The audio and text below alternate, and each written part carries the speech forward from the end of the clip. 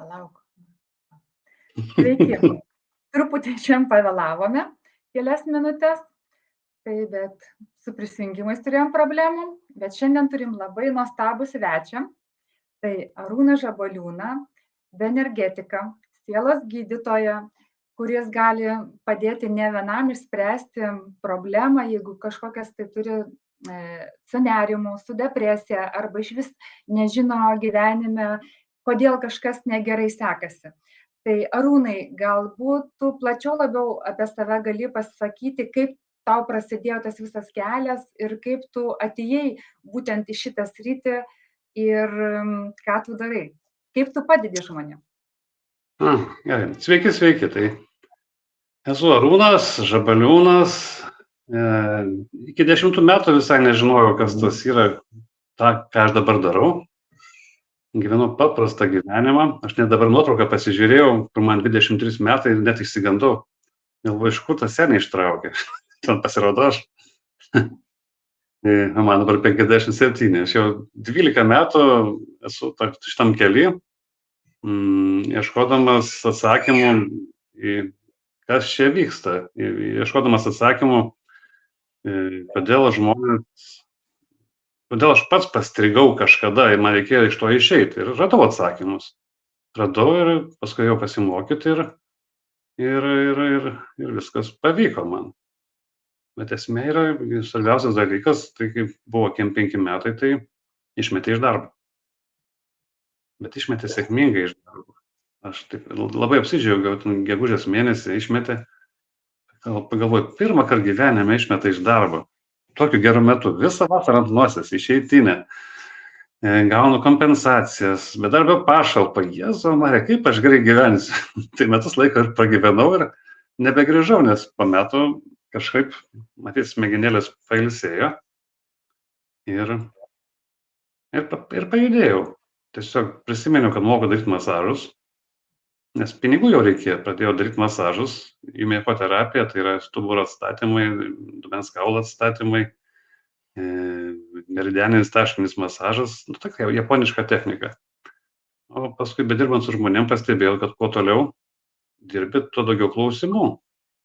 Tai kai jau buvau pasiruošęs matyti šitam keliui, pasirodė mokytojas Piotr Elkonovič su savo dvasiniu stuburų tiesinimu. Tai aš su pirma partija, tai nuėjau mokytis. Baigiau 1, 2 pasiėdų tuos mokymus, dar ten kokius 10 turėjo būti, bet aš jau nebeištvėriau ir išėjau. Kažkaip pajudėjo mano pasaulis, kaip pasikeitė. Pradėjau dirbti su virgulė, masažai kaip ir baigėsi, prasidėjo klientai, kurie ieško savęs, kur save praradę, kur negauna atsakymų savo klausimus, kas su jais darosi. Jie tiesiog dažniausiai sukasi tame rate, sukasi ir, kaip voverė rate, ir ratas nesibaigė. Jisai nesibaigė tas ratas, tai jiems atsibosta, skambina man klausti, ką man daryti, kaip man iš to rato išeiti. Taip, tai 12 metų aš jau dirbu šitą darbą. Tai anksčiau buvo puslapis bedepresijos.lt, dabar prieš pusmetį pakeičiau karmos diagnostiką, nes kažkaip labiau suvokiama žmonėm negu tas bedepresijos. Bedepresijos nieko nesako, karmos diagnostika daugmaž sako, nes mes visi žinom tokį dalyką kaip karma. Esame visi girdėję. Taip, yra sunki karma, yra lengva karma. Kas tai lengva karma, nežinau. Gal žinau, man gal dabar tai lengva karma. Kai buvau iki 5 metų, tai buvo sunki karma. Jeigu tai pagalvojus, o dabar tai lengva karma, nors kaip čia pažiūrėjus. Bet pas mane žmonės lengva karma neina. Eina pas mane su sunkia karma, pavadinkim taip, aiškindamasi, kas tas yra, kas jums atsitiko. Bet iš tiesų, kas ta karma? Arūnai, pas tave ateina daugiausia žmonės vis tiek, kurie būtent turi problemų. Tie, kuriems viskas yra gerai, dažniausiai nesikreipia pas tave. Ne. Buvo atvejų, kokie 3 atvejai, kai aš tiesiog sakau žmonės, kaip aš iš jūsų pinigus paimsiu? Ko jūs norite iš manęs? Iš kokios pozicijos bežiūrim, pas jūs visur super. Jis sako, o gal visgi dar kas nors yra? Santykiai puikus, biznes puikus, namai puikus, sveikata puikiai, psichoemocinė būsena puikiai, energijos pilni. kuo aš galiu žmogui dar padėti, kai jam viskas gerai? Tai gal kartais žmonėm būna taip, kad atrodo viskas gerai, bet norisi dar daugiau to tokio kažkokio gėrio, kur net nebeapčiuopiamo kažkokio. Jo, aš ten prisimenu vieną tokią anekdotą, žinai, kur sako, geri? Ne. Rūkai? Ne. Narkašinės? Ne. O tai kaip tu atsipalaiduoji? Tai kad aš neįsitempęs. Tai žmonės prisigalvoja, žinai, visokiausių, gal drug reikia dar kažką tokio ant blakstieno atsistoti, tipo bus dar kažkas geriau, kai taip super yra. Tu gerai, kai esi tam super, tu galbūt net neįvertini, kad tas yra super. Tai žiūrint su ko palyginti. Bet jiems tai iš tiesų aš neturėjau prie ko prisikabinti. Dažniausiai, jeigu pas mane ateina, tai turi prie ko prisikabinti. Randam įvairių projektų. O noriu dar paklausti, o tai kokias tu technikas ar ten metodus kažkokius taikai, bet kaip tu pamatai žmogui būtent kokia ta problema yra, būtent kaip pas tave viskas veikia? Jo, tai pas mane didžiausias būdavo iššūkis parodose arba kokiuose festivaliuose. Kaip save pristatyti, kaip tą žmogų sudominti, ką tu darai tokio, žinai, kaip tą žmogų pasikabinti. Kad jisai su tiem pasikalbėtų, nes man irgi reikia klientų. Tai pradėjau naudoti labai paprastą techniką. Vat, jeigu, pavyzdžiui, sakai, Birutė, kaip tau sekasi, ne? Sakai, ačiū, gerai. Arba sakai, prastai, arba sakai, normaliai, puikiai. Dažniausiai visi normaliai sako, iš principo. Bet tai yra toks atsimušinėjimas, tai yra neinformatyvu. Tai kai man tai pasako, aš nežinau, ką man žmogui pasakyti, kaip man su juo susipažinti, sužinoti, ar pas jį yra bėdų ar nėra. Nes jeigu bus bėdų, tai aš už to turėsiu darbą. Jeigu pas jį bėdų nėra, aš neturėsiu darbo. Tai sakau, ar galima 4 klausimus, darysim matematiką. Įvertinkite savo fizinę būklę 10 balų skalėje. Jie pagalvoja, sako, 8. Įvertinkite savo psichoemocinę būseną. Pamasto. Tai kuriems gerai, tai irgi 8, o kuriems jau ne, tai sako, 2-3. Santykiai su antra pusė, vėl 2-3 arba 8. Santykiai su pinigų srautu, kaip pinigai su tiem draugauja 10 balų skalė, gali vertinti. Draugystė su pinigų srautu. Neskaičiuosim tavo pinigų, kiek tu uždirbi, kiek pasidėjęs piniginė arba bankė. Ne, kaip pinigai su tiem draugauja, ar yra ta draugystė? 7-8. Jeigu 2, tai prastai. Tai dabar sudėkime su tos skaičius ir pamatysim vaizdelį. Tai jeigu yra, pavyzdžiui, superinis variantas, tai bus 10, 10, 10, 10, ne? Kaip tokiam žmogui gali kažką padėti, kad pas jį viskas super? Jau viskas gerai, tai aišku, jau nieko nelabai padėsi. Niekaip. Bet jeigu mažiau kaip 20, aš jau suprantu, jau nėra labai gerai, taip? Įsivaizduok, kaip nori valgyti, užsimaišai tešlą, kėpi blynus. Ir pist, tavo dujos pradeda veikti 50% stiprumu. Tu nori valgyti dabar. Jo, nori valgyti dabar, o valgysi rytoj. Tai nervuoja. Tai jeigu yra mažiau 20, tai įsivaizduok, 50% veikia dujos. Arba navigacija, važiuoja iš Vilniaus į Šiaulius, ir navigacija veikia pas tave koks 18, ne, pavadinkim. Tai reiškia, procentaliai bus kokie 5%. Tai tu iš Šiaulių nuvažiuosi į Šilalę. Tai nervuoja. Tada suprantam, kad čia jau gali būti klientai. Tai aš pagal savo praktiką pasižiūrėjau, aš jau keli metai šitą būtent 4 klausimų testą naudoju. Tai didžioji dalis, apie 85% klientų pas mane eina nuo 25 ir mažiau. 25, 20, 19, 18, 7, net 3 buvo suskaičiavę, Jėzau Marija, galvoju, kaip tas žmogus gyvena. Negyvena, tik kvepuoja. O tiems, kuriems yra 28, 30, dar jiems yra dar pusė velnio, dar jie patys plaukia. Sakau, tai... Dar bando kažkaip stumtis, irtis turbūt, taip? Tai eina, jogas daro, kvepuoja, gongus, visaip stengiasi šviestis, savirealizaciją, dar kažką daryti, bet jiems tai, gerai, kaip pavyksta, o jeigu nepavyksta. Tai, žinai, gali tengintis, o gali iš šono pas kažką nueiti ir gausti atsakymus. arba negausi. Visai būna. Tai taip. Jo, dar norėjau paklausti, o tai, sakysim, kaip tave vat irgi lengviausia būtų surasti? Kad jeigu žmogus tikrai va turi problemų, ar tau skambinti, sakysim, ar rašyti, kaip? Nu, pradžiai, jeigu tas yra žmogus raštingas, nu, tegul įlenda į kompiuterį, parašo www.karmosdiagnostika.lt. Tai ten bent jau susipažins su manim, su mano mąstymu, su mano projektais, su mano klientų atsiliepimais ir raštiškais, ir video.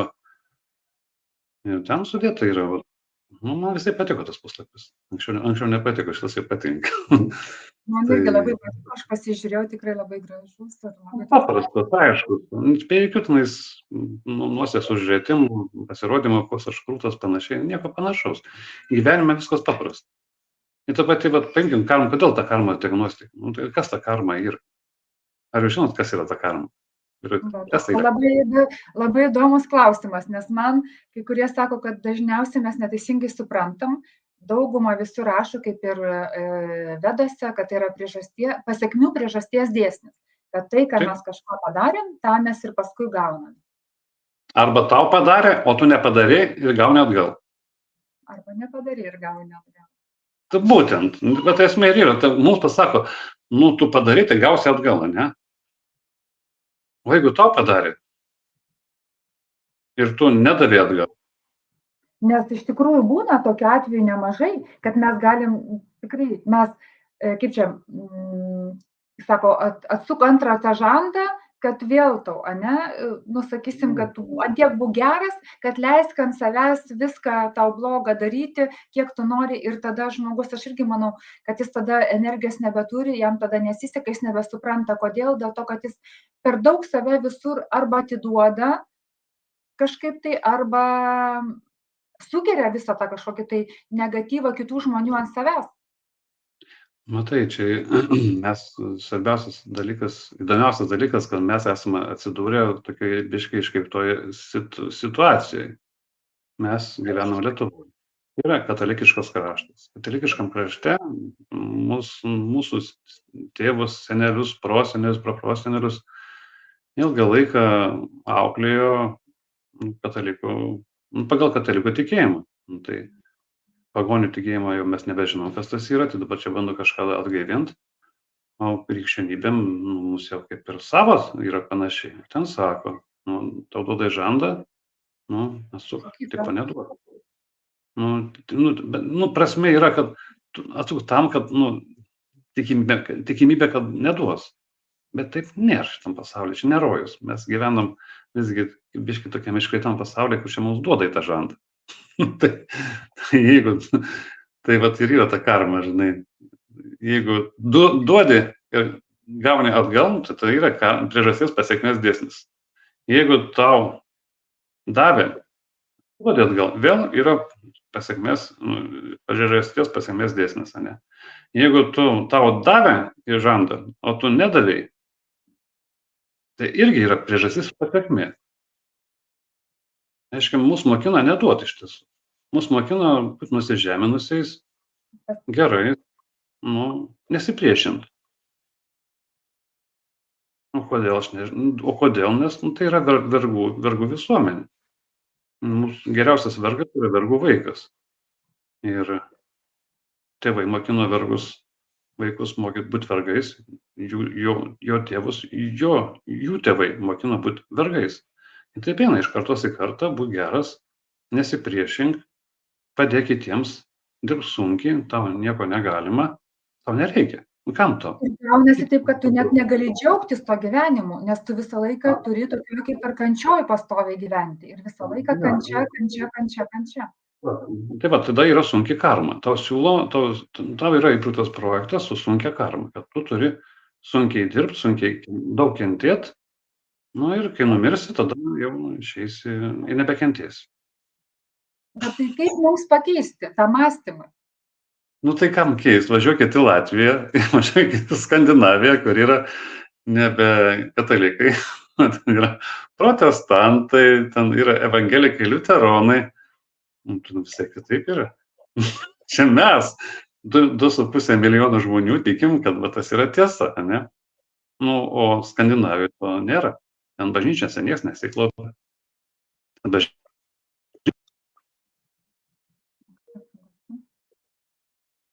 Taip.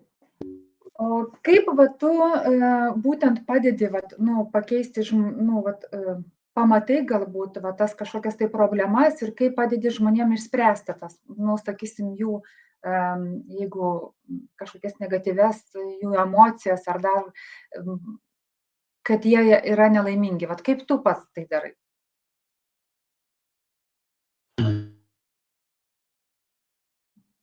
Garso nėra? Garsas. Garsas. Tada garsas dabar? Jo, dabar yra garsas.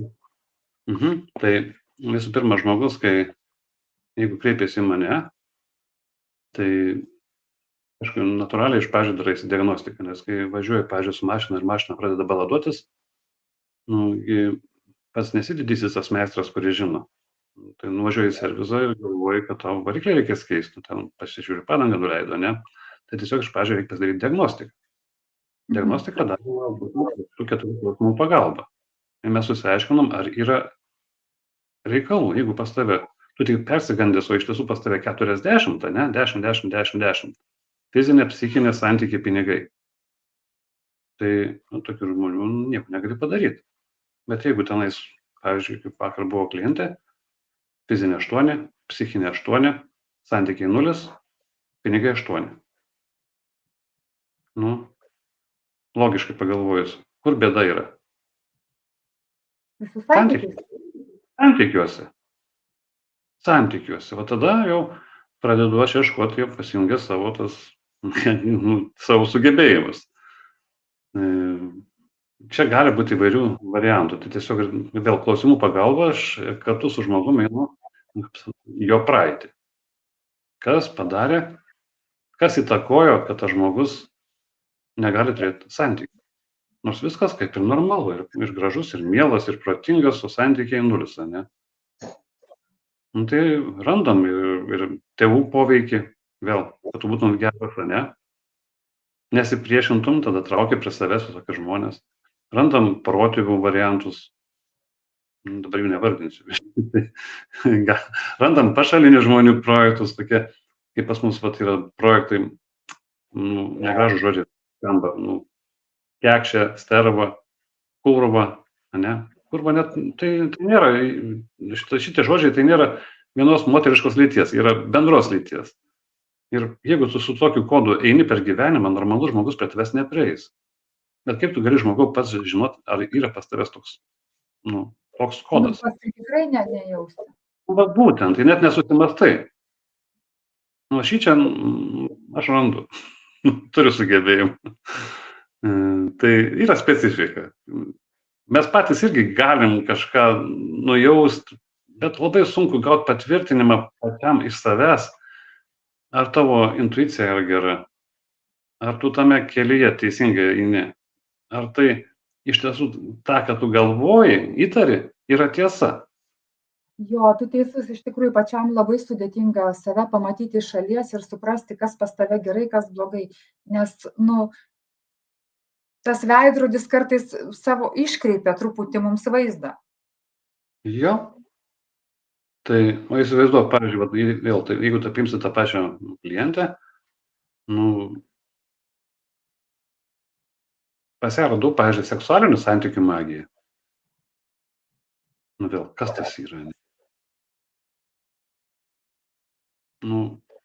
Tai seksualinių santykių magija, tai aš anksčiau vieną laidą sakiau, Klyno dainos. Tai ne pas žmogus su širdim, bet pamatei, įsimylėjai, vau, koks nuostabus, fainas žmogus, tas sako, aš irgi tave myliu, bet iš tiesų jis nori tavim tik pasinaudoti. Ir pasinaudoja ir tu lieki be nieko. Pas tave nieks nebevyksta. Esi kaip paženklintas, kaip jau panaudotas, ne? Mes visi turim savo skanerius, mes einam per gyvenimą ir mes visi normaliai skanuojam kitus. Ir kažką nuskanuojam, kažkas yra negerai su tuo žmogum, tai mes jį aplenkiam. O jeigu Na, tokį kodą, kartais, kaip tu sakai, netgi kartais net nejaučiam, sakysim, energetiškai, vat jau, tu esi normali, tu esi faina, miela, viskas. Nu, kodėl nėra pas mane vyro, ar kodėl nėra pas mane moters? Normaliu, nenormaliu pilna. Aš nenoriu nenormalių, aš noriu normalių. Aš noriu džiaugtis, aš noriu partnerių, aš noriu partnerystės, aš noriu būti mylim, aš noriu susišnekėti. Aš nenoriu tarnauti. Nu, bet kol tu su tokiu kodu eisi, niekas negalės prieiti. niekas nenorės prieiti. Net Tai nelieka. Normalus nenorės prieiti. Nenormalus taip, tareis. Skaitys, kad sava. Bet nuo to nesijausi laimingas. Tai būtent, tai tu nuo jo bėgi. Nu, taip ir darosi uždaras ratas. Nenormalių nenori, normalių nori. Vat vėl ta pati karma, ne? O, pas mane tokia karma yra, negaliu vyro susirasti. Vat jau kiek metų sėdžiu, negaliu. Aš vienoje parodoje sėdžiu, žiūri priešai stovi moteriškė. Mergina. Aš su klientu dirbu. Tas nuėjęs, tas sako, labas, Arūnai. Labas. Sako, aš noriu tau padėkoti. Aš sakau, už ką? Aš tavo buvusi klientis, aš neprisimenu, mes per nuotolį dirbu. Nu, reiškia, jeigu jau kalbasi, tai reiškia bus kažkoks, tai žmogus nori kažką man gerą pasakyti. Gerai, sako, aš noriu atgalinio ryšio. Nu, sako, puiku, jau antrą dieną suveikė. Kas suveikė? Nu, sako, mane pradėjo kabinti. Aš sako, į pirtį. Važinėjau, dėl sveikatos, man reikia į tą pirtį. Aš dar nekart dabar per 2 mėnesius, kada vyko? Prieš 2 mėnesius, aš dabar dar nekart negrįžau su visuomeniniu transportu namo. Paprastai viena grįždavau. Mane parveža. Nu, sako, greitai, pusantros dienos, viskas veikia. Nu, tiesiog mes radom tos kodus, nuėmėm tos kodus, mes suradom, kas dirbo, kokie čia projektai, ar čia iš protėvių, ar čia iš artimųjų, ar tai kas nors, vėl, kaip seksualinių santykių magija, ar dar kokios kurvos kodas užkabintas, kokios nors draugės arba draugo, kuris pats toks yra. Nu, eini ir tu ir nesupranti, kas daros, viską turiu, nieks nevyksta. Tai taip metų iš metų. Nu, čia būtų kalbant apie santykius, ne? Apie santykių karmą. O jeigu apie pinigus, irgi žmonėm dabar, ypatingai šiuo metu kažkaip labai daugam sudėtinga yra, kaip bus su tais pinigų santykis? O kada buvo lengva? Nežinau, ar buvo kažkada. Galbūt iš jų žmonės, kad kiek beturėtų, jie vis tiek, manau, jiem gali trūkti. Čia turbūt retas žmogus, turėdamas jaučiasi laimingas. Ne, su ko palygins, vat apie pinigus, ne? Vienam turiu klientų, kurie turi labai daug pinigų. Jie visi nelaimingi, jiems maža. O yra žmonių, kuriems tų pinigų minimaliai, jiems to užtenka, jie laimingi. Ir dar dalinasi su kitais. Ir dalinasi su kitais. Tai vat klausimas apie tos pinigus. Jeigu tai būtų paprastas toks dalykas su pinigais, kad paimėti šmakštai padarai, kad būtų pinigų, ne? Senai būtų padarė. Aš senai mūsų nubėgęs kokią maksimą ir telenotą nusipirkęs ir laimėjęs milijoną, dėja. 2 eurus esu laimėjęs. Ne, šitas dalykas neveikia čia. Su pinigais yra reikalų. Jeigu, kai būna problematiška, irgi randam įvairių projektų, tai dažniausiai būna kodas kažkas sėdint piniginėse, ne? Kažkas pavydi. Tie patys tėvai gali blokuoti vaikų judėjimą į priekį. Jie negali užsidirbti pinigų, nes tėvai nesąmoningai nori juos kaip perekšlės po savim laikyti ir visą gyvenimą laikyti. Ir tėvai blokuoja. Taip, tiesiog jie negali kitaip. Jie labai myli, bet taip prisirišę, kad vaikai tampa dideliais kaip čia, suaugę, bet jie vaikai. Ir tėvai blokuoja, neleidžia. Dažniausiai mamos tai daro. Jo, mamos, aš manau, tikrai ne viena taip elgiasi. Jau, pas mane vienas iš pagrindinių temų mamos monstras. Tai tiesiog tai nesąmoningai, jos pas jas matytas mamos kažkoks tai perekšlės kodas yra ir visus tos savo vaikus bando susivaikti po savim. Nes aš, pavyzdžiui, irgi ne vieną vyrą pažįstu, kurie net gyvena su tėvais, kurie suaugę, gyvena su tėvais, ta prasme, ant tiek tėvai prie savęs laiko tos vaikus, kad vaikai net neišeina, ta prasme, į pasaulį, lieka suaugusiais vaikais. Tai aš pats toks buvau. Pats sėdėjau, aš pagalvoju, kokia merga galėjo mane kabinti, kokia moteris galėjo mane kabinti iki 5 metų senbetinis, ne? Sėdi kaime, be pinigų, pas mamą. Nereikia rūpintis, nereikia rūpintis maistu, šilumą, reikia pasirūpinti, šalia parkas medžių parsivežė ir viskas, labai pigiai gyveni. Bet kokia moteris gali tokį vyrą kabinti? Ne.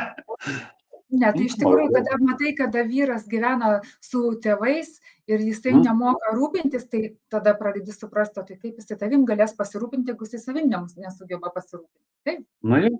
Jo, bet atsirado moteris, kuri tikau. Dabar 4 vaikai, namai, mama, kad Švedijai gyvena, viskas įsisprendė. Tiesiog ateina savas laikas. Kitiems reikia matyti. Žmonėm, sakysim, tiem vyram, irgi, kaip, kad jie mokėtų pasirūpinti, sakysim, irgi, kaip ta karma irgi, ar įmanoma, ar kartais būna tokiu atveju, kad iš tikrųjų neįmanoma net išspręsti. Gerai, paimkim variantus. Visiems praktiškai pasakoju tą pačią istoriją. Turėjau klientus iš Šiaurės Airijos, jie tenais šeima, 3 vaikai ir laimėjo žalią kortą į Ameriką. Ir jie siekė to, išskrido į Ameriką visi ir išsikėlė iš tos Šiaurės Airijos. Žmona nuėjo iškart grožio industriją dirbti, nes tai ten į Šiaurės Airiją dirbti, iškart tai viskas sekasi, o vyras man skambina už kelių mėnesių, sako, klausyk, man šakas. Aš sako, nuėjau, pasimėjau traką, trakas tai yra, pūra, kaip čia, didžiulis sunkvežimis, kurie vežioja, Amerika vadinasi trakas. Turiu klientų, kam vežti, viskas gerai, bet paėmė trakas ir sulūžęs, sakys, jau 2 mėnesiai stovi sulūžęs, sakys, reikia mokėti, sakys, nevažiuoja. Kas darosi? Tai paieško, mama, mamos nerimas. Vaikeli, jeigu to sulūž, jeigu to tenais negerai bus, jeigu tu tenais apiplėš, jeigu nuvirsi, užsimuši, sugadino traką. Taip. Ir viskas. Veikia. Vienas klientas, atsimenu, pas mane į kaimą važiuoja ir ties Žiežmariais skambina, sako, sankaba, pokštelėjo, mašina nevažiuoja, ką daryti? Aš iššokau su mašina, ant troso atsitempiau, padirbėjom, išsiaiškinau, kad mama irgi stipriai veikia, sako, aš kaip Belgijos sieną kirtu, tai tada, sako, atsipalaiduoju. Mamos poveikis būna pastoviai. Tai mes tą mamą ten kažką padarėm, kažką sutvarkėm, kažkokius tai, aš pas neprisimenu jau, ką mes ten darėm, bet esmė buvo, kad tuoj atvažiuoja kitas klientas, o mašina to stovi kieme, jis laukia žmonos, kol ta atvažiuos jo prasitempt, staiga girdžiu mašiną užsivedė, išvažiavo, žiūri nėra. Jis skambina, negaliu patikėti, sako, užsikūriau, sankaba veikia, važiuoju. Mamos kažkokį tai poveikį pašalino, bet mama nesąmoningai labai bijo dėl vaiko, kad jisai kažkur susižeis, nugrius, kažką tokio ir pririštas. Jie patogu. Reikia labai mums būti mamom labai atsakingom ir labai atsargiom galvojant apie vaikus. O kaip tas mintis tokias teisingas pasirinkti mamai, kad tam vaikui iš tikrųjų nepakenkti? Tada irgi šitą temą labai turiu tikrai gerą žinią. Čia veikiantis dalykas yra, bet labai sunku kitoms tai priimti. Esat matę, pavyzdžiui, Birutė, ar valgomas tavo maistas, kai tu įnišą supykus pagamini maistą, įduodi valgyti? Tada būna negerai. Negerai, nes skrandis gali sustoti, ne? Net pačiai gali sustoti skrandis. Ne tik tai, kad kitam, bet ir pačiai dar sustoti. Būtent. O jeigu tu laiminga, gerai nusiteikus. Aš netgi, žinai, kaip tu pasakoji, aš esu netgi gaminusi maistą ir specialiai, sakysim, tuo metu sakiau kažkokias tai maldas, mantras ar ten kažką, tai ir galvoju visą laiką apie teigiamą, apie Dievas. sakykim taip. Ir vaikui padaviau valgyti, jisai sako, mama, sako, negali būti, net ir, sakysim, daržovių troškinys gali būti skanus. Pas nelygiai taip pat Vertėjas. draugai. Taip, ir draugai buvo tie irgi, sako, kaip tu tą salotą skaniai tai padarai. O aš tuo metu irgi darydama, būtent, sakau, kalbėjau, galvojau, kad aš tai, va, su ta teigiama energija ir būtent su ta meile Dievui, sakykim, darau. Ir žmonės visiškai kitaip netgi priima tą maistą, jisai tikrai visai kitokį skonį turi. Va, tai esmė yra ir apie mamas su vaikais tas pats. Jeigu vaikas, tu gali vaiką rūpintis, kol jis mažas, kol jis nesugeba kažką daryti su rūpesčiu, prižiūrėti. Bet kai mes išaugam, mamos pamiršta, kad jie išauga. Ir toliau su rūpesčiu žiūri, o mus reikia paleisti. Tai mamų darbas, žmonų darbas ir mamų, šis moterų darbas yra laimint savo vyrus. Savo vaikus, savo vyrus, ką dar brolius, nežinau, savo artimus žmonės. Laimint. Bet kaip maistą tu su gera nuotaika, tu laimini iš tiesų, nes tavo nuotaika, tas tavo maistas kvepia. Vaistas gal ir ne koks bus, bet kvepėt turi dieviškai, pažinau tą dalyką. Jeigu tu su rūpesčiu, blemba, kažkas nevyksta, tai tu vyrą užspaudi, savo vaiką užspaudi ir vaikas negali judėti. Tai mielos moteris, jūs supraskit, jūsų galios yra labai, labai galingos.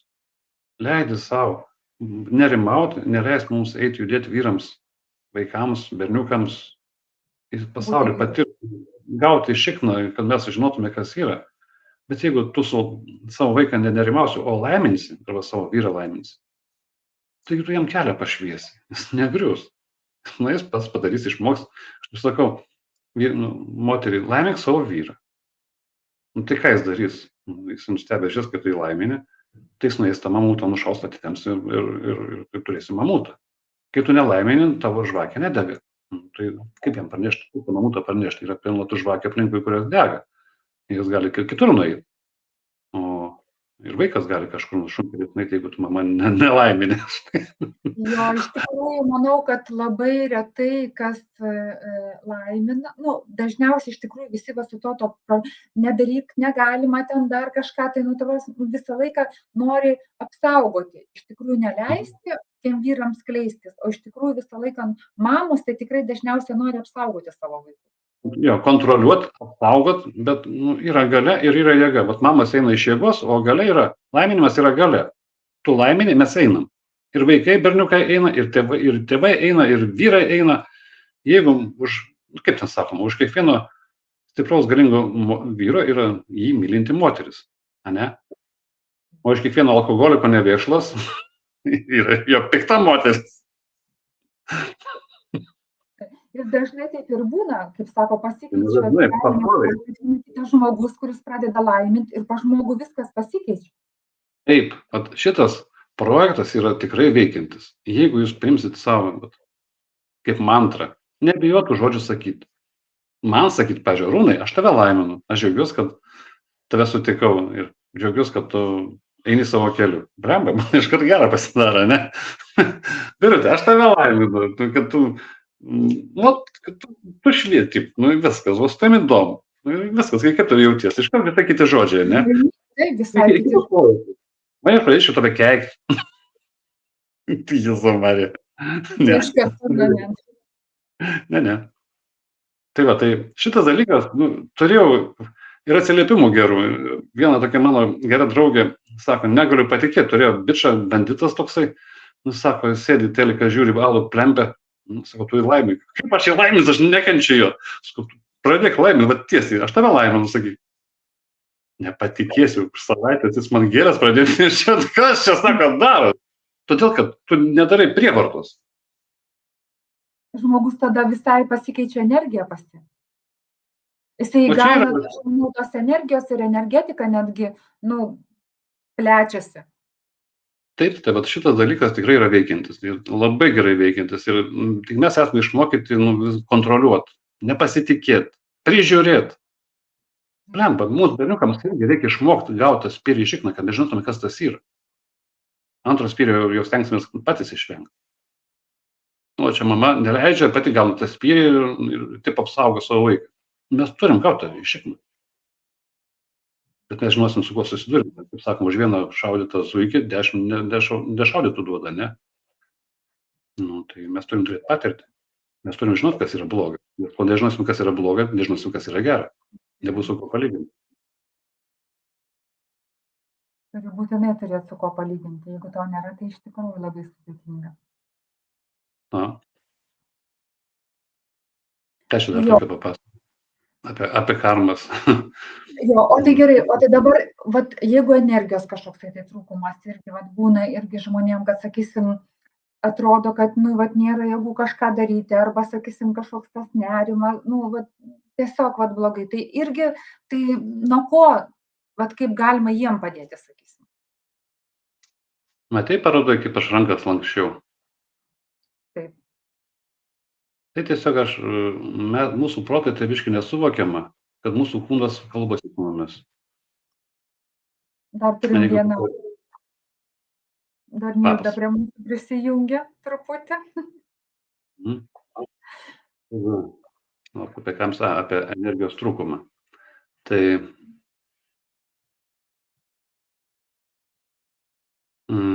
ranką lankščiau, ne? Mūsų protui labai sunku suvokti, kad mūsų kūnas nemeluoja, kad mūsų kūnas kalba tiesą. Mūsų protas sako, aš sakau tiesą, kūnas, jisai gali pakentėti. Nu, iš tiesų, pagrindinis mūsų draugas yra mūsų kūnas yra draugas. Tai jeigu jisai pradeda sirgti, jeigu pasitrūksta energijos, tam yra priežastis. Protas negali paaiškinti to. Tai aš pasistatau žmogų ant virš geopatogeninės zonos, dažniausiai tai būna požeminis srautas susirandu ir susirandu vietą, kur yra neutrali. Ir, nu ką, ir sakau, davai žmogau, padarom kineziologinį testą. Pažiūrim, kaip tavo kūnas reaguoja į vietą, kuri nieko nesiskiria, dvi vietos, kuri viena nuo kitos nesiskiria. Bet ant vienos vietos aš tavo ranką nulenkiu, kitoje vietoje negaliu nulenkti. Protui tai nesuvokiam. Kaip tai gali būti vietos identiškos, skiriasi per vieną nuo kitos kokią pusę metro, bet vienu vietoje tu mano rankos neatlaikai, o kitoje vietoje ranką atlaikai. Kaip tai paaiškinti? Aš tai turiu atsakymą. Jeigu taip, virš geopatogeninės zonos, tai yra virš pažeminės, kas yra pažeminis srautas? Įsivaizduok, tu kiekvieną, eini mišku, visą dieną dirbęs, pavargai, išėjai pasivaikščioti, randi upelį, kuris čiurlena, ne? Kiek laiko klausytum, kaip čiurlena upelis? Manau, ilgai. Kiek? Porą valandų tai minimum galiu klausyti. Rimtai? O tai atsisėdi savo ramiai, žiūri. Labai pavargu. Man tai užtenka 15 minučių, nedaugiau. Ilgiau. Esu bandęs klausytis. Iš pradžių klausaisi, o paskui iškeliauja, paskui užknisa, ten nepatogu sėdėti ant akmens ir eini kitur. Ne, gal, bet jeigu pasitėsi kažkaip patogu, šilta, geras oras, tai tada gali ilgai sėdėti. Gerai, o tada, pavyzdžiui, 4 valandas galėtum klausyti? 4 gal visą laiką sėdėti nenorėčiau. O 8 valandas? Tikrai ne. Tai įsivaizduok, pavyzdžiui, tas upelis, kai aš ranką ten lankstau, tu vietoj, kur nulenkiu ranką, ten yra požeminis srautas, upelis.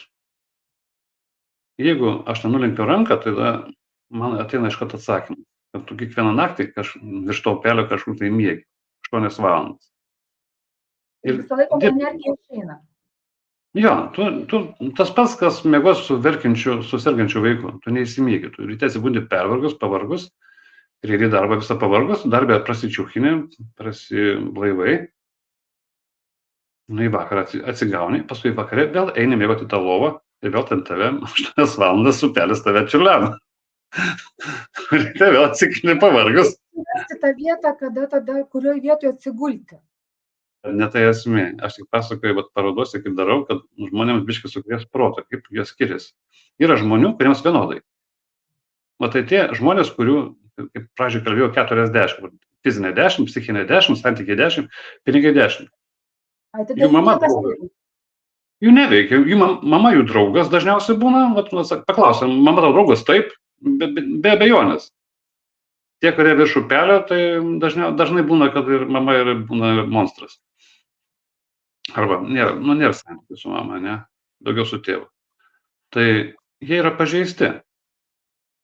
Normalus žmogus, kaip tie, kur 10, 10, 10, 10, jie yra nepažeisti ir jie neskiria.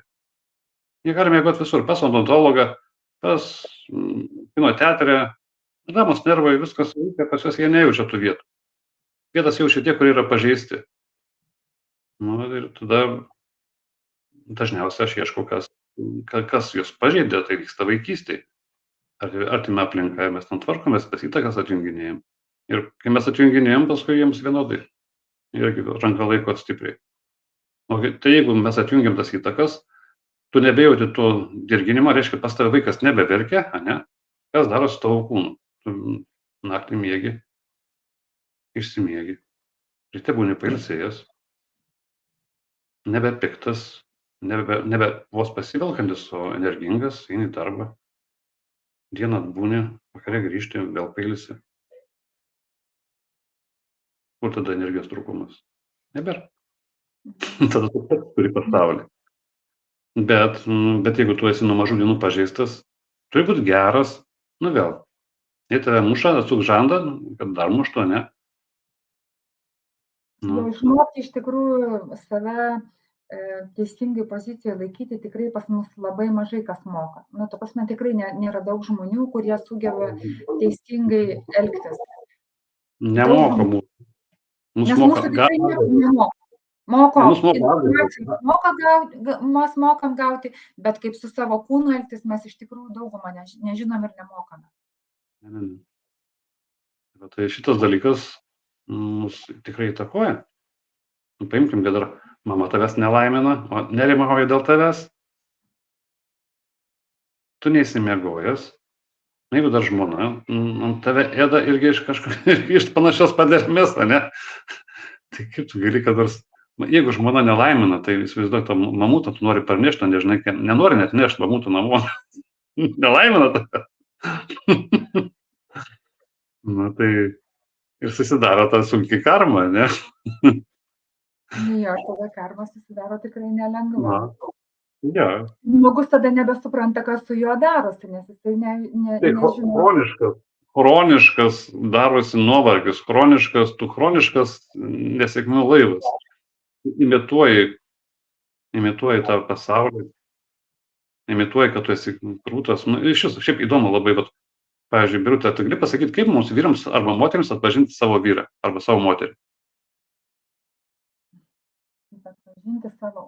Tai aš manau, dabar ypatingai labai sudėtinga atpažinti, nes mes labai daug kvepinamės, labai daug tepamės viskuo. Tai kaip vyras gali pajausti tą moters kvapą, jeigu jinai visą laiką yra su kvepalais, visą laiką yra prisitepusi, o tai viskas duoda dar papildomą kvapą ir vyras negali atpažinti savo moters. Niekaip. Nes aš tai 4 sezonus dirbu moters pasaulyje, mes buvom išsinuomavę vietą ir dirbomės, nes ieškojau klientų, dirbau ir pamačiau visą tą industriją. Jis zamarė, su tais plaukais, su plakstienu, su kiekviena vieta. Viskas yra pakeičiama. Tai, gerai, anksčiau, prieš 100 metų, to nebuvo, pavadinkim. Tai mes, vadinkim, smirdėjom. Bet jeigu tavo smarvė man buvo priimtina, viskas, tu atpažįsdavai, pagal kvapą galėjai atpažinti, dabar atpažins.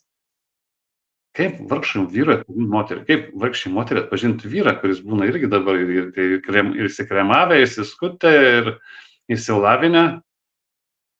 Iš tiesų, kokie vampyrai, nelaimingi, mamų sūneliai, lepūnėliai, nepasirengę gyvenimui, nepasirengę būti su rimta moterim. Kaip? Neįmanoma. Man atrodo, arba labai sudėtinga, ta prasme, arba tu turi važiuoti kažkur tai pagyventi labai natūralioj kažkokioj gamtoj, tam, kad tas natūralus... Ne. Yra kitaip. 75% vedybų yra tarnybiniai romanai. Kas tas yra? Kai tu dirbi darbę, tu susipažįsti su žmogum, kuris, esi kaip negyvenamai saloje, ekstremali situacija. Tu kiekvieną dieną gauni su to žmogum trintis ir matai. Jeigu tu gali pakęsti, jeigu jisai nieko, jeigu net pakęsti, jeigu jis to padeda, jeigu jūs sutarėt, jeigu susitarėt, jeigu viskas vyksta, tai taip ir pažįsti, nes ten būna ekstremas darbė dažniausiai. Tai kaip negyvenama sala. O ne kvepalais, ne barais, baruose nepažinsi savo žmogaus. Netgi kai pirtį eina, dabar madai pirtį apsirengus, ne? Tai kaip pažinti žmogų, jeigu jis apsirengęs? Net pažins. Tai vat ir yra klausimas, ką daryti. Tai čia jau yra menas. Išliks savim. Čia yra vėl. Kaip tu sakai, dažnai būna, manau, kad dėl to, kad net pažįsta teisingai, pasirenka neteisingus žmonės ir tada atsiranda problemos šeimoje dažniausiai. Jeigu tu eini su neteisinga kaukė, kai kokia nors kurvos kaukė, uždėta, neužsidėjęs, tau uždėta ta kaukė, koks nors kilimėlis, valykitės mane kojas, pavyzdžiui, nuo mažų dienų einantį kaukę. Kaip atpažinti tame žmoguje, kad jis yra tavo žmogus, tai jis, uždėta kaukė, pasislėpęs, paslėptas. Tu jauti, kad nuo jo eina gerai viskas, bet kažkas yra, kas atstumia. Čia, čia reikalingas. Bet tu kaip tik ir padedi išspręsti tokias problemas. Taip, iškart matosi, iškart prasideda visai kiti etapai, visas kitaip. Kaukės nusiema. Matai, kaip atrodo filmas Kaukė, ne? Kur lokas, paprastas, vyriukas, niekam nereikalingas, randa kaukę žalią, užsideda ir tampa šustreku. Sarano liūtas, ne? Kaukę nusima, vėl jisai lokas. Tai pas mus su kilimėliu. Geras, patogus kitiems žmogus. Tu eini, tau nieko nereikia. Aš noriu kitiems padėti. Tai kam tu toks reikalingas? Kitam lokui ir viskas. Arūnai, mes jau beveik valandą kalbam, čia dar yra klausimas. O kaip tas laiminimas turi vykti? Ar mintise sakyti, ar garsiai sakyti? Garsiai, nebijokit to garsiai sakyti. Kaip kitaip? Laimintas vyras yra laimėlis, nelaimintas vyras yra nelaimėlis. Supraskite teisingai. Nebijokit to sakyti. Nebijokit. Tiesiog garsiai pasakyti netgi laiminu tave. Taip, įveskit į savo leksikoną, į savo kalbėjimo manierą. Vyras išeina į darbą ir sakai, laiminu tave. Išeina į žvejybą, guli prie televizoriaus ir aš sakau, aš tave laiminu, matyt, tau reikia pagulėti. Bet tai veikia. Veikia. Bijau, čia grėsmės, jau nebėdama tada gulėti. Jis norėtų medžioklę mamutą nušauti. Išdarinėti ir tau parneš, nes nėra grėsmės. Nebijokit šito sakyti. Tas veikia puikiai, 100%. Tai pradėsi. Netgi, kada pradedi sakyti, kad laiminu tave, manau, netgi pas moterį viduj keičiasi jos būsena. Jinai visai su kita, aš kaip galiu sakyti, supykčiu, tas laiminimas, man iškart, aš netgi pradedu galvoti apie tai, pas ne vidus jau keičiasi, automatiškai. Aš tai iškart jaučiu. Laimink maistą, laimink savo aplinką. Nebijok šitų dalykų, pas tave tas yra, pas jūs moteris tas labai stipru. Tai nuostabus dalykas yra. Labai galingas ginklas. Tai veikia, nuostabiai veikia. Patikėkit, tai tikrai veikia. Ačiū tau labai, Arūnai. O dar noriu paklausti. Jeigu pas tave dabar norėtų užsirašyti kas nors, tai tegul skambina, ar rašo, ar kiek tu laiko išvis skiri ir ar tu nuotoliu irgi darai, ar tik tai gyvai darai, kad žmonės žinotų? Tai yra paprastai. Ateina man žinutė, noriu konsultaciją. Ką žinau, ką žmogus negali ateiti. Sakau, pasiskambinam, pasikalbam. Padarom testuką. Tu susiaiškinsim, ar aš tau galiu padėti ar ne. Tas nekainuoja. Susiaiškinom, jeigu tinkama, susitarėm, viskas, važiuot pas mane ir dirbam. Važiuot pas mane arba per nuotolį, kiti negali. Visaip gali. Nepjokit kontaktų. Pasikalbom, suprantam ir viskas vyksta. Einat per puslapį, ten irgi yra, kas atsiunčia, yra WhatsApp'as, Viberis, visos galimybės. Ir dar klausiau, kiek maždaug seansų reikėtų? Ar vieno gali užtekti, ar daugiau reikėtų? Pas mane paprastai būna vienas seansas, kapitalinis. Einam kartu ir išvalom jūsų šiukšlyną. Jeigu jūs dabar, pažiūrėkit, kas jūs dabar esate, tai jūs kūrėt save nuo mažų dienų iki dabar. Kas busit ateity, kuria dabar. Jeigu su tuo šiukšlynu, su kuriuo jūs atėjot, kūrėt ateitį, tai turėsite ateitį su dabartiniu šiukšlynu. Jeigu mes tą šiukšlyną išvalom, ateitis bus kitokia. Bus lengvesnė. Bus kitokia. Tai būna vienas susitikimas. Tiesiog mes einam ir pasitvarkom. O taip, kad, kiti ten derėsi, sako, kaip čia man brangu, dar kažką.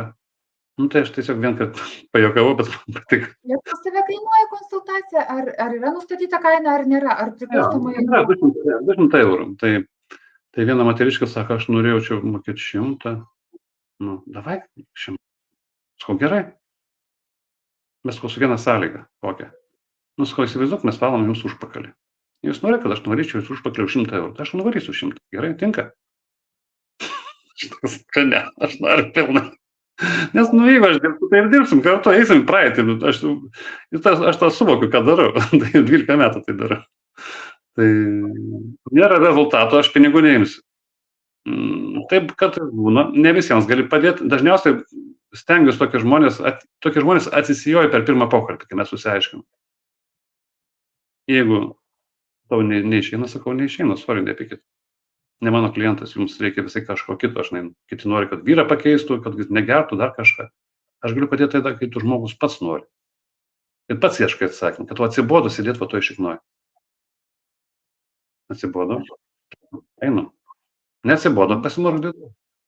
O kitiems to nereikia. Tai tada niekas nepadės. Nesakau, tu pats nieko nenori, tai kas gali padėti? Gal Milda dar nori kažko tai paklausti? Aš esu tokioje aplinkoje, kalnuose, tai truputėlį ryšys mano kelionėje nutrūko. Taip, iš tikrųjų labai nepaprastas ir įdomus dalykas, aš klausiausi jūsų, aišku, paskaitos, pokalbio. Mano klausimas yra toks apie, pavyzdžiui, būtent apie karmą. Juk jinai irgi gali būti tai, kad mes turime kažko išmokti, tai kai kurie dalykai, kas mums vyksta, tai irgi yra kaip pamoka. Jeigu mes ieškosime kažkokių irgi lengvesnių ar trumpesnių kelių, ar tai nebus, kad kažką praleisime, kad netobulėsime. Na, kai žmonės eina tiesiog susergi galbūt taip, bet tu neieškai priežasčių, kodėl tu susirgai, bet tu eini pas kokį nors tenais gydytoją rankomis, ar reikia, ar healerį, ar ką, ir jisai tave atseit pagydo, viskas, ir tu eini toliau ir vėl darai tą pačią nesąmonę ir vėl lipi ant to pačio grėblio. Man sudėtinga tą klausimą sakyti, aš prisimenu savo pradžią, kai su žmonėm pradėjau dirbti. Ir pastebėjau, kad sugebu žmonių energetiką pakelt. Nieko man nereikia, tiesiog sėdžiu ir kažką ten darau ir sako, blemba, kaip gerai jaučiuosi, išvažiuoja, paskui skambina už poros dienų, blemba, kaip bloga. Tai man paskui dašuto. Kaip su viso, atsiprašom, su visom šiukšliam tave pakeli, tai žemai krenti. Aš nustoju tai daryti. Tiesiog aš ieškau priežasčių, kodėl tu esi šitoj pozicijai. Kodėl pas tave yra taip, o ne kitaip. Kas įtakoja, kokie žmonės, aplinka, praeiti gyvenimai, tėvai, yra labai daug dalykų. Kiekvienas atvejis unikalus.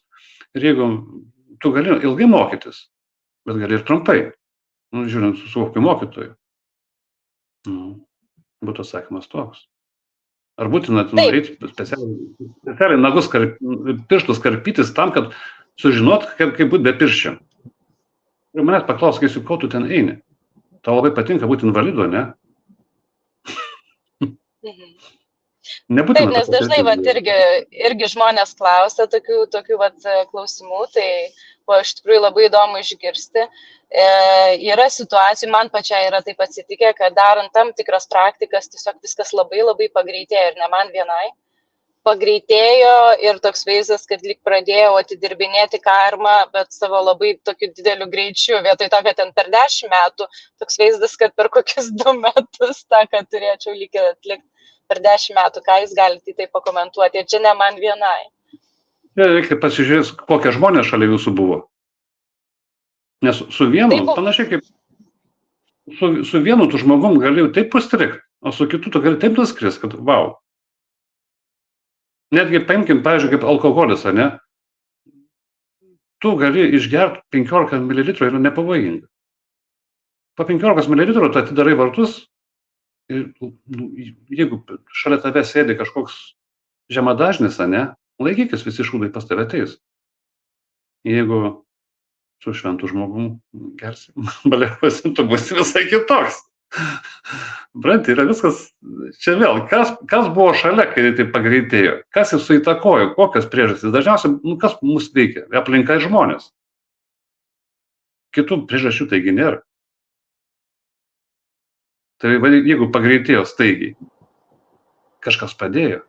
Bet aš dar vieną dalyką, kai tu dabar papasakoji apie tą aplinką, aš dabar prisiminiau, kaip aš sėdėjau kavinėje ir šalia žmonės geria alų, o sekantį rytą aš jaučiau, atrodo, kad man pagirios. Aš negeriau nei lašo, o man pagirios buvo nuo tų žmonių. Aš galvoju, Dieve, kaip taip keistai suveikia, irgi jų ta energetika, būtent man suveikia ant pagirių, galvoju, tai kažkaip iš vis, bet taip atrodo, kad aš būčiau litrą kažkokį tai išgerus, neaišku ko. Mes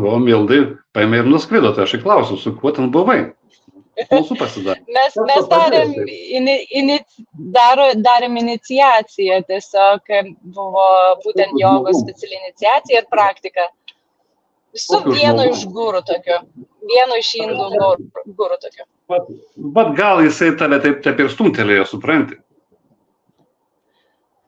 Taip, iš tikrųjų, bet viskas į gerą.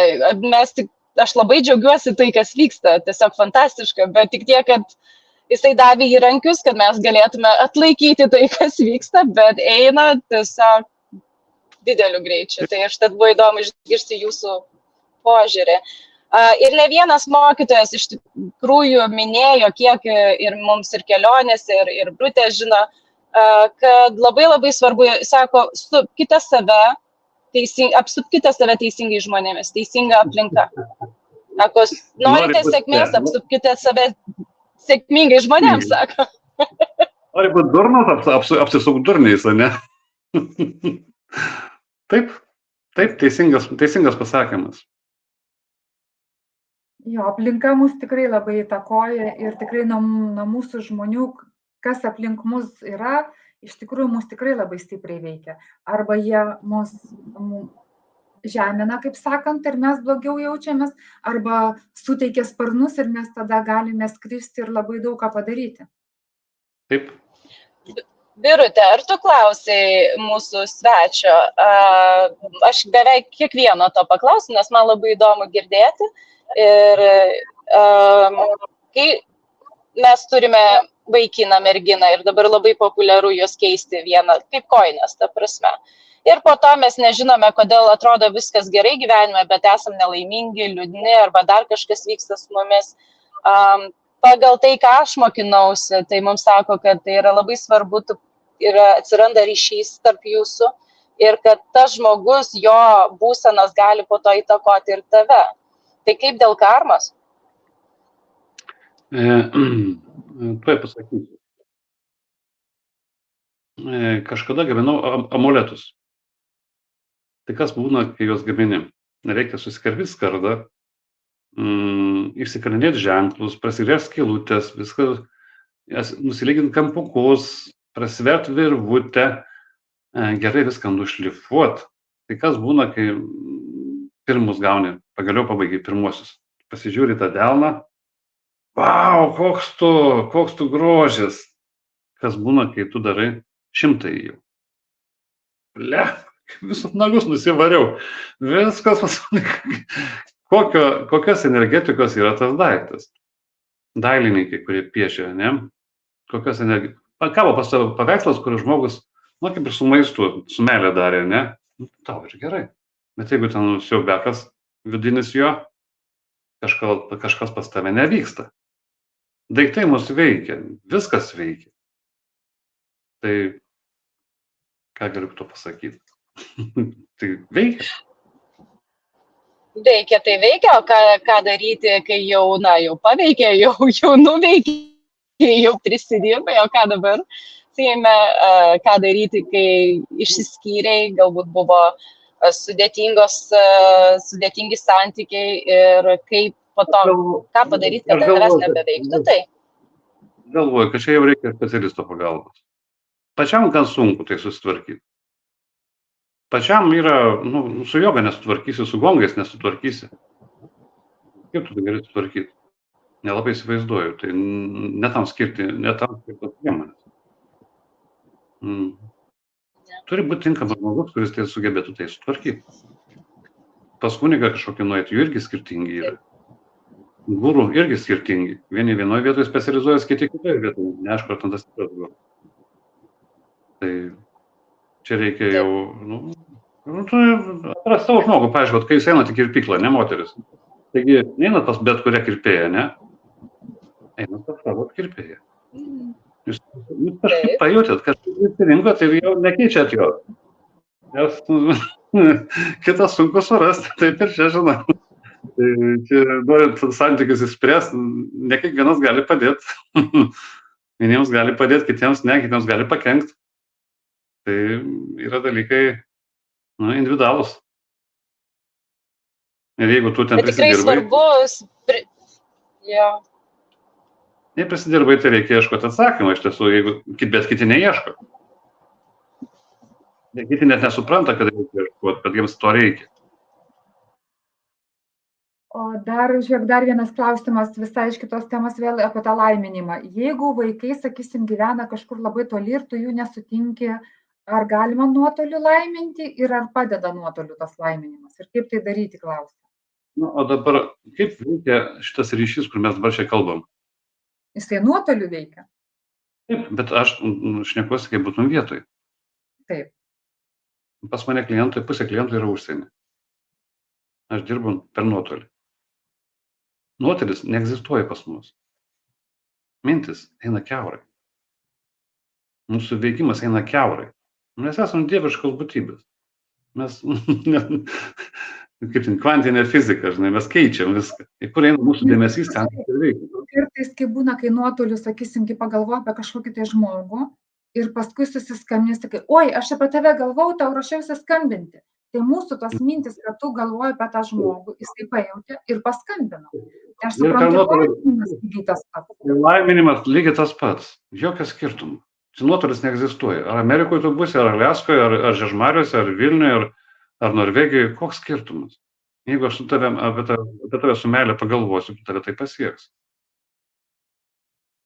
Jeigu aš tave palaiminsiu. Meilės tema galbūt to laiminimu ir baigiame, nes jau valandą tikrai jau kalbam, tai žmonėm gal ir nebūtų gerai.